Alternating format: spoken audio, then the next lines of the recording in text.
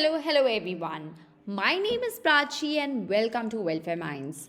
Today we are going to study about attention and what are the different types of attention and forms of attention.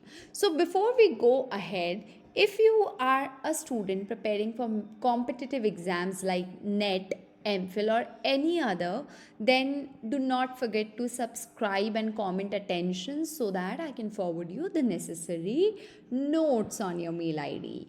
Okay, comment your mail ID and attention.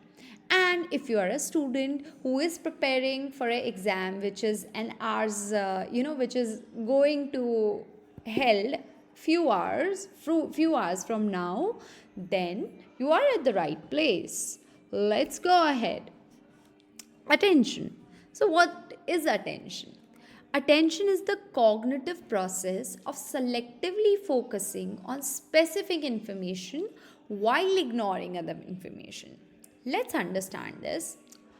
So, attention is the ability to focus on specific information while ignoring distractions like a spotlight illuminating a particular area of experience. Okay, now just let's take an example. You are in a busy cafe working on your laptop. Despite the background noise and people talking, you focus on reading an important email. That's what attention is. So, attention is having certain characteristics. Number one, it is selective. So, basically, we will be choosing to focus on one thing over others.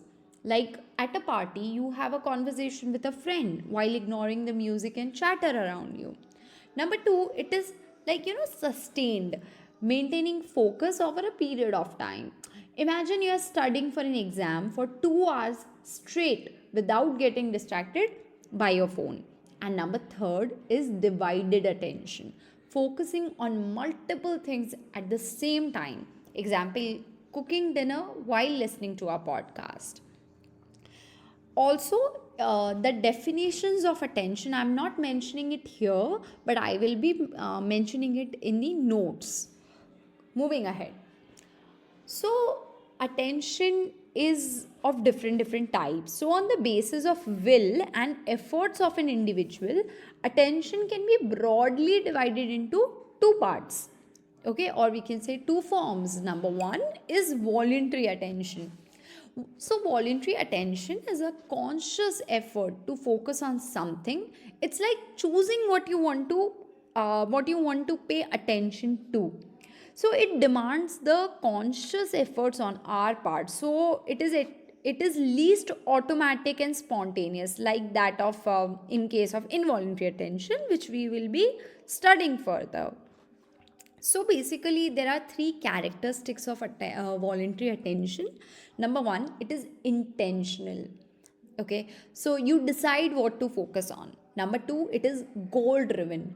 You direct your attention to achieve a specific goal. And number three, it is effortful. It requires mental effort to maintain focus. So just imagine like you are deciding to focus on finishing a report at work despite the temptation to check social media, or despite the temptation to have something in your meal, or reply to someone who is very urgent. So you maintain focus because your goal is to meet a deadline. So there is an intention that you want to do the project, then there is a goal that you need to submit it before the deadline, and you have to make an effort. Even if you're not interested, you need to make a mental effort, right, to maintain focus, right? So that's what voluntary attention is. Moving ahead, involuntary attention. So involuntary attention is completely vice versa of voluntary attention. So when the attention is drawn without the will and efforts of an individual, it is termed as involuntary attention. Let's go with the definition that involuntary attention is when something grabs your attention without you consciously choosing to focus on it. It's like being pulled towards something. So there are certain characteristics of involuntary attention as well, which number one is sudden changes like loud noises or unexpected movements. So, a loud car horn outside suddenly grabs your attention while you're reading. Then, personal relevance, something related to your interests or needs. So, you may sometimes overhear someone mention your name in a conversation at the other end of the room, and it pulls your focus, right? Then the third characteristics is emotional significance, something that evokes strong emotions, like a heartwarming video on social media grabs your attention because it makes you feel emotional or a certain emotion, right? Now moving ahead, so involuntary attention, if we talk, so the subtype of involuntary attention produced by the sentiment is called is divided on the basis of an individual's response to stimuli. So it can be of two forms. Number one is overt attention, and number two is covert attention. So let's study the overt attention first. So, overt attention is basically an act of directing sense organs toward a stimulus source. Okay, so like it is when your attention is directed towards something through physical movements, right? Like turning your head, shifting your gaze, or moving your body. It is observable by others and conscious, meaning you are aware of it. That is what overt attention is. So, the characteristic of overt attention is number one, physical, shifting your gaze or body position. So, imagine you are watching a TV, but then you hear your phone ring on the table, which is behind you. You physically turn your head to look at the phone and focus on it, right? Number two characteristic is observable attention. This category means that your attention shift is visible to others. People around you can see where you are directing your focus based on your movements. Like in a classroom, a student raises their hand and you turn your head to look at them. Others can see that your attention has shifted towards the students, right? Number third, the third characteristic is conscious. So, conscious awareness, you are aware of your attentional shift. This refers to the fact that you are fully aware of your attentional shift. You are not automatically responding, you deliberately and consciously moving your attention to something. For example, while we are driving, we see multiple things going around us, right? But when we drive, you see a pedestrian about to cross the road. You consciously decide to shift your gaze and focus on them to make sure they are safe before proceeding. So, this is known as conscious awareness. Moving ahead is covert attention. So, covert attention occurs when you mentally focus on something without physically looking at it. Your mind is engaged elsewhere, even though there may be no observable sign of your attention shifting. So, it is a subtle internal process that others may not notice. So, the characteristics of covert attention involves mental focus. Your thoughts are directed to a specific target, but you are not physically interacting with it. This involves concentrating on something purely with your mind. Let's take an example. While attending a meeting, you might mentally focus on your grocery list, even though you are sitting and facing the speaker. This is one example. Another characteristics is hidden focus. You are not physically looking at the target. Your eyes may appear like directed at one thing, but your attention is somewhere else. For example, in a conversation, you might be looking at a person talking to you, but your mind is focused on recalling a task or anything else that you forget to complete at work or at home. And number three is internal. So this is a purely internal focus. Your attention is entirely within your thoughts and not on anything external, making it an inner cognitive process.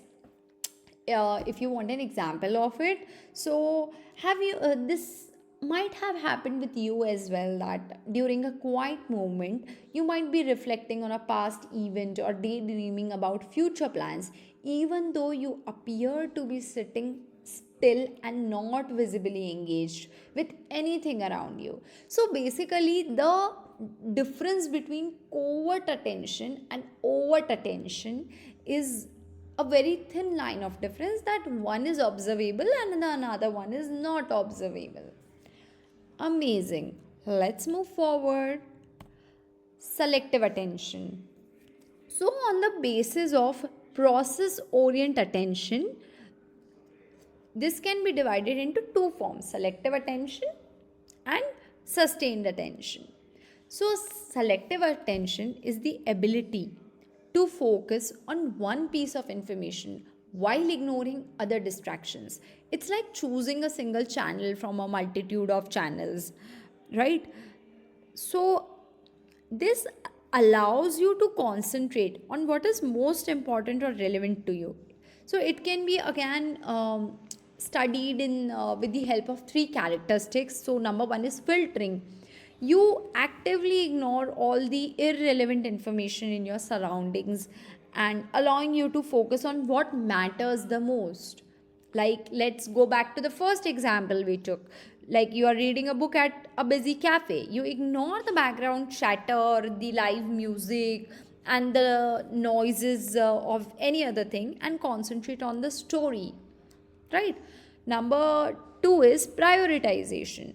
You focus on the most important information based on what's relevant or urgent. So, in a crowded room, you prioritize listening to your friend's voice while filtering out other conversation, because you consider their words most important at that moment. Then, number three is attention bias. You are more likely to notice things that align with your current goals, needs, or interests. Example: after deciding to buy a new phone or a new car, you start noticing advertisement for phones or cars and promotions that you would have previously ignored. So that's what selective attention is all about.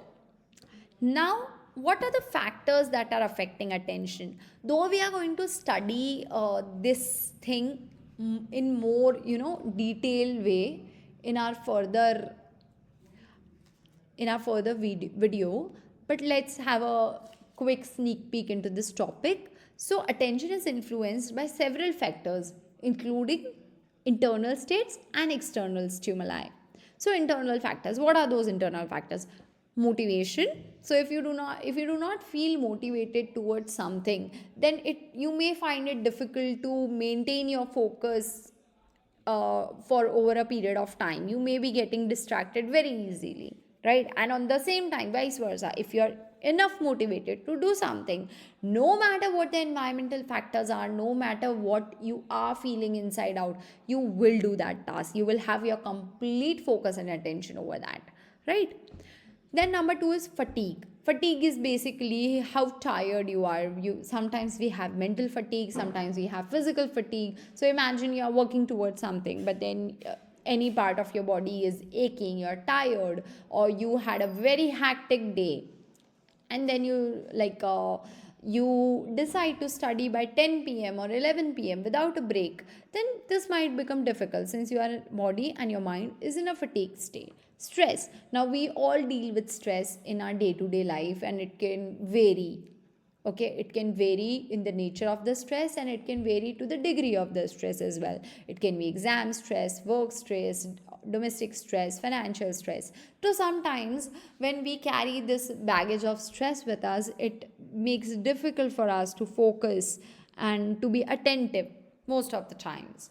Now, there are some external factors. Novelty is basically something new. So if a new professor is actually teaching us, or there is a new way of teaching, for example, you have been teaching theoretically with books, but suddenly your teacher decides to start teaching with a ppt, so this might feels new and you would be more attentive towards it, right? Then distraction.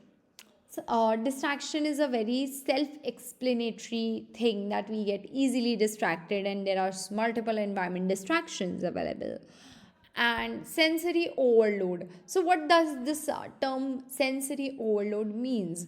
So sensory, this word sensory suggests the sense organs. So when you are having the interaction with multiple stimuli, sensory, like hearing, you are hearing a lot of sounds, it is very difficult for you to see, right? There is a lack of light in the room to actually study, and then you are feeling very cold or very hot. So these are the sensory overload, that sometimes these things can distract you, and this can count as external factors.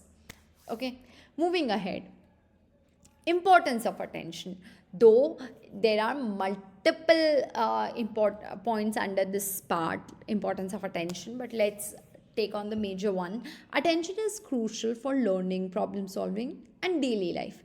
It allows us to process information effectively and perform tasks efficiently. Number one, learning. Focusing on information to absorb it. Attention is very, very, very much necessary when you learn certain things. Okay? Without attention, you cannot learn. Number two, decision making. Filtering information to make choices. Can you recall the last live TV show you must have watched? It can be a singing competition, or maybe some America Got Talent, India's Got Talent, multiple things. So, if the judges are not attentive towards the contestants, they won't be in the correct position to make a decision. So, this is one example. We can have multiple examples from our day to day life. Number three, performance. Maintaining focus to excel in tasks. So it cannot be like that while you are performing, you are attentive in one part and you're not attentive in the another. To make sure that you perform well, you have to maintain your focus throughout the task. Last, strategies for improving attention. There are several strategies for improving attention, from mindfulness to practicing focus techniques. Mindfulness, paying attention to the present moment. As easy as that. Breaks, taking regular breaks to prevent fatigue. So as we know that fatigue is one reason which can hamper our attention, so we can make sure that sometimes we take enough breaks to make sure that we are attentive, we are giving enough time to our body and mind to rejuvenate. For example, if you take this technique known as Pomodoro technique, which is given to most of the ADHD kids and ADHD adults, because they have problem with attention.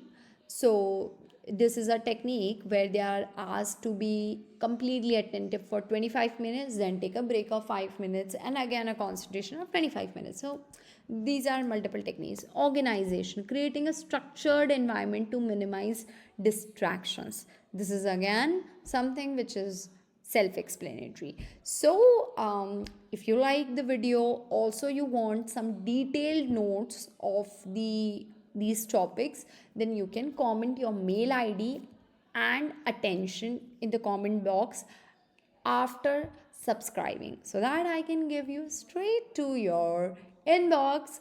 Till then, bye bye, and we will cover the other topics in the next series.